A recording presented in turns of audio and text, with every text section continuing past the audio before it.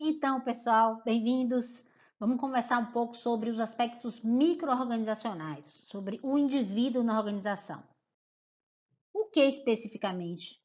Bom, nessa unidade a gente vai falar sobre como os fenômenos da motivação, emoção e aprendizagem afetam os processos psicológicos, o comportamento das pessoas, especificamente nos ambientes de trabalho. Nos acompanhem. Os tópicos da unidade, portanto, são emoção, motivação e aprendizagem. Vamos começar por emoções. Emoções é uma palavra que todo mundo conhece, mas que pouca gente talvez já tenha se dado ao trabalho de tentar definir. Afinal, o que são as emoções? A gente costuma dizer que as emoções são meio que respostas prontas que a gente tem para as situações da vida.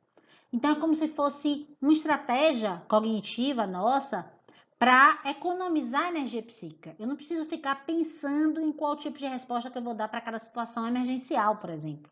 Eu já tenho meio que uma resposta pronta que está gravada na minha memória como indivíduo e também na memória da minha ancestralidade, ou seja, das pessoas que vieram antes de mim. As emoções, elas podem ser positivas, que são aquelas que geram bem-estar e conforto, ou negativas, aquelas que nos causam, de alguma forma, um certo desconforto. Mas mesmo as emoções negativas e também as positivas podem ser funcionais, ou seja, podem me ajudar na adaptação, ou podem ser disfuncionais, atrapalhar a minha adaptação. Isso vai depender da intensidade com que essa emoção aconteça e com o contexto onde ela se apresente. Vamos conhecer um pouquinho mais que emoções são essas. Existem emoções que a gente chama de primárias, que são aquelas que existem desde que o homem existe. Aquelas que nos ajudaram a fugir dos nossos predadores iniciais ou, ao contrário, a enfrentá-los. Então, o medo é uma emoção que nos afasta, enquanto que a raiva é uma emoção que é extremamente ativadora, que nos ajuda a enfrentar os obstáculos e remover esses obstáculos. A tristeza, por outro lado, serve como uma espécie de uma cautela, né? Diz assim, poxa, alguma coisa não foi boa. Aquele comportamento pode não ser repetido. Eu preciso me refazer, eu preciso repensar no que aconteceu comigo para tentar ir adiante. Ao contrário da alegria. A alegria, por outro lado, reforça. A alegria agrega. A alegria faz com que eu queira fazer aquilo novamente. E assim sucessivamente. Então, cada uma dessas emoções básicas que existem desde sempre vão nos ajudando a ter respostas prontas para situações. Elas foram suficientes num momento em que nossos ancestrais viviam em sociedades que eram muito pouco complexas. Na medida em que as coisas foram ficando um pouquinho mais difíceis, um pouquinho mais complexas, as regras foram surgindo nas interações, foram surgindo também emoções mais combinadas ou mistas, que são chamadas, as derivadas, que são chamadas emoções secundárias. São aquelas que dependem mais de funções mais cognitivas, não são tão de alerta. Vergonha, culpa, inveja, gratidão, foram emoções que foram surgindo na medida em que nossa sociedade foi ficando mais complexa. No mundo do trabalho, a gente usa tanto uma quanto outra. E diferente do que se pensa, de que a emoção atrapalha na tomada de decisão, desde que a emoção seja bem regulada, que a gente se conheça, que a gente saiba como utilizá-las a nosso favor, a emoção ajuda que a gente tome decisões mais acertadas e não o contrário. Já falei das emoções negativas, já disse que elas podem ser funcionais, têm um papel importante na nossa adaptação. Muitas vezes elas também são frutos de uma desadaptação ou de uma distorção cognitiva. Por exemplo, às vezes a gente sente raiva do que não deve, medo do que não deve, e a gente precisa então ajudar o nosso organismo a regular essas emoções de forma mais apropriada para garantir essa nossa adaptação. Para que isso seja alcançado, é importante que a gente aprenda a identificar, a aceitar, a compreender e modificar as emoções que vão surgindo, reconhecer, né? E não fugir dessas emoções negativas. Elas nos ajudam. Também no trabalho, a gente entender o que está errado, a gente poder nos refazer, a gente poder enfrentar os obstáculos e assim sucessivamente. Um outro processo psicológico básico que a gente vai tentar entender aqui é o processo da motivação. O que é motivação? Acho que o nome já diz, é motivo da ação. Então, a motivação é uma força interna que imprime no nosso comportamento direção, persistência e intensidade para o alcance de determinados objetivos. A motivação, ela vai surgir tanto de processos internos nossos, quanto da forma como a gente interpreta os estímulos que estão no nosso ambiente, que a gente pode entender que são fatores meio que motivadores desse nosso comportamento. Existem diferentes teorias que tentam explicar a motivação. O primeiro grupo dessas teorias, que está colocado aqui nesse slide, é o grupo das teorias tradicionais ou de conteúdos, que tentam explicar que necessidades são essas. Então, esse primeiro autor aqui, que é o Maslow, que é o mais conhecido, entende que as nossas necessidades elas são dispostas hierarquicamente, desde necessidades mais básicas, que são aquelas fisiológicas, até as de nível mais alto, que são as de autorrealização. Então, para Maslow, na medida em que a gente vai satisfazendo as necessidades mais básicas, a gente vai subindo na hierarquia e buscando estímulos que ajudem a gente a atender às necessidades superiores. Alderfer tem uma ideia parecida com a de Maslow. Ao invés de ele falar em 5, ele fala em 3 necessidades, mas também de uma forma hierárquica. Já Herzberg não. Herzberg entende que esses fatores aqui superiores que Maslow e Alderfer colocam são os chamados verdadeiros fatores motivadores.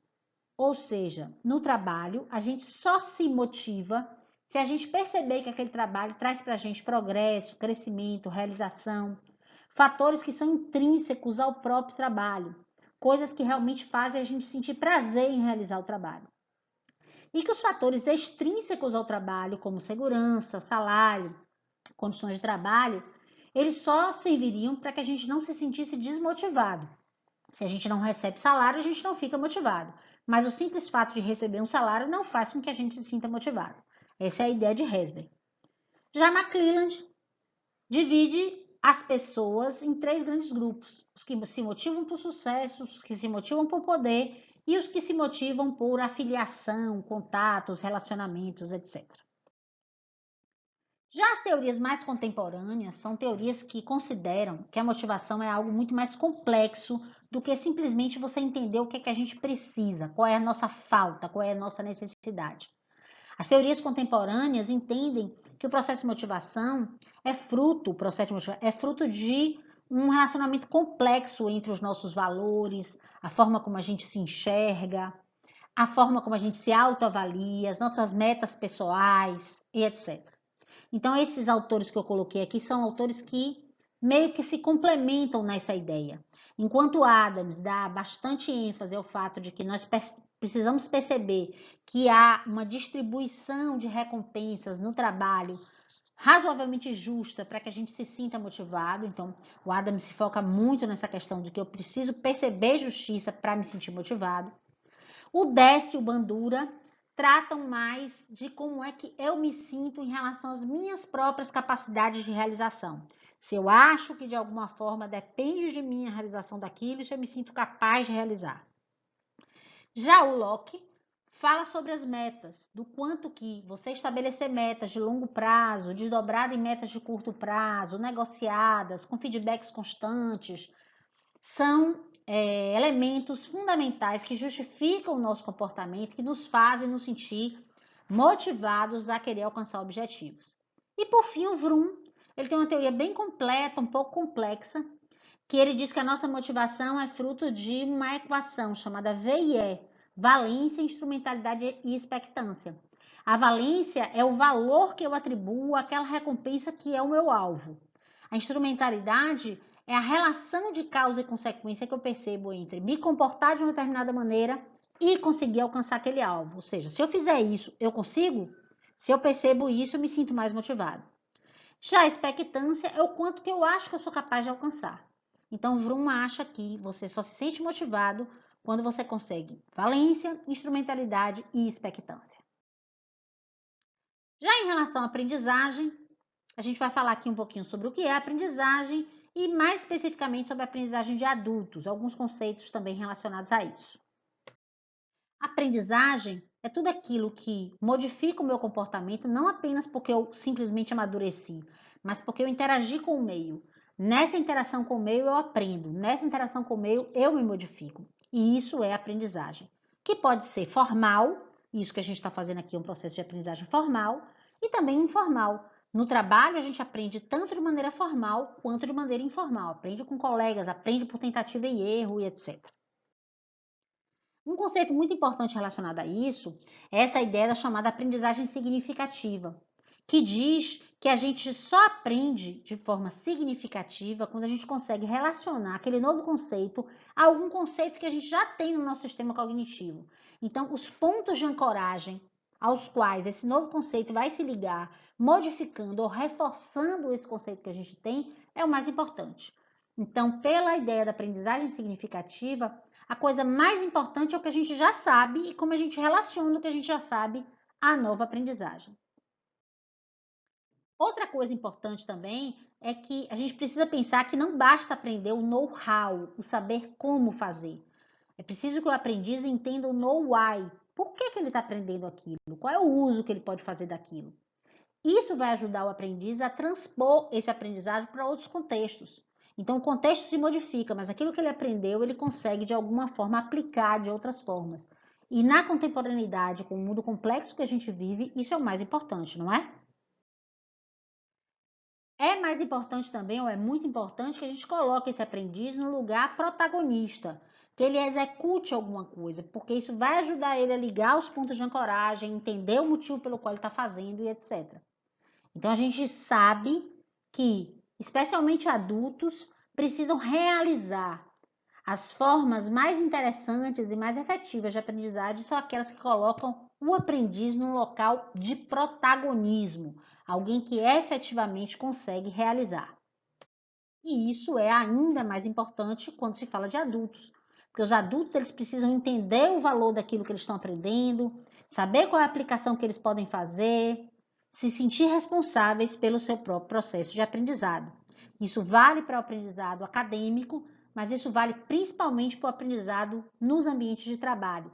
Não adianta passar o conteúdo, eu preciso fazer com que o sujeito entenda o valor daquilo que ele está aprendendo e que ele pense na sua aplicabilidade.